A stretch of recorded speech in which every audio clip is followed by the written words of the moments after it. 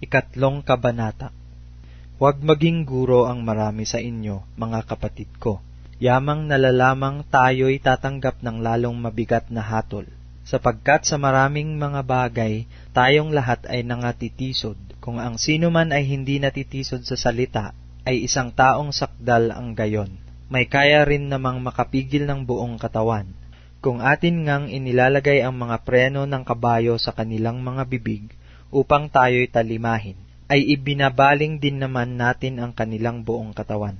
Narito ang mga daong naman.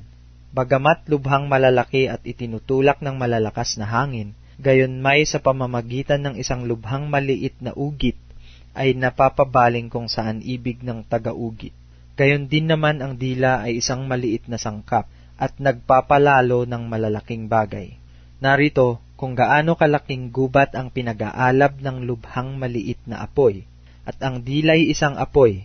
Ang sanglibutan ng kasamaan sa ating mga sangkap ay dili iba't ang dila, na nakakahawa sa buong katawan, at pinagningas ang gulong ng katalagahan, at ang dila'y pinagniningas ng impyerno, sapagkat ang bawat uri ng mga hayop at mga ibon, ng mga nagsisiusad at mga bagay sa dagat, ay pinaaamo at napaaamo ng tao. Datapwat ang dila ay hindi napaaamo ng sinumang tao, isang masamang hindi nagpapahinga, na puno ng lasong nakamamatay.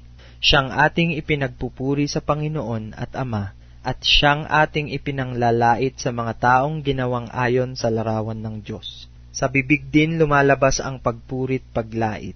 Mga kapatid ko, ang mga bagay na ito ay hindi nararapat magkagayon. Ang bukal bagay sa isa lamang siwang ay binubukalan ng matamis at mapait. Maaari baga, mga kapatid ko, na ang puno ng igos ay magbunga ng asetunas, o ng mga igos ang puno ng ubas? Hindi rin naman babalungan ng matamis ang maalat na tubig.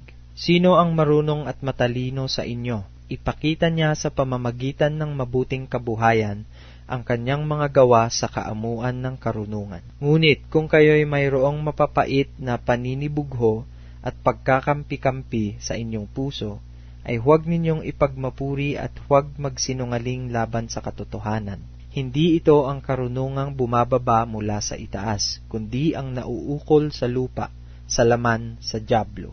Sapagkat kung saan mayroong paninibugho at pagkakampi-kampi, ay doon mayroong kaguluhan at lahat ng gawang masama.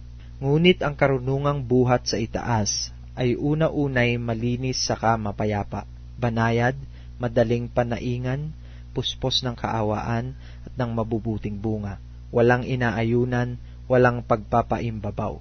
At ang bunga ng katuwiran ay natatanim sa kapayapaan sa mga nagsisigawa ng kapayapaan.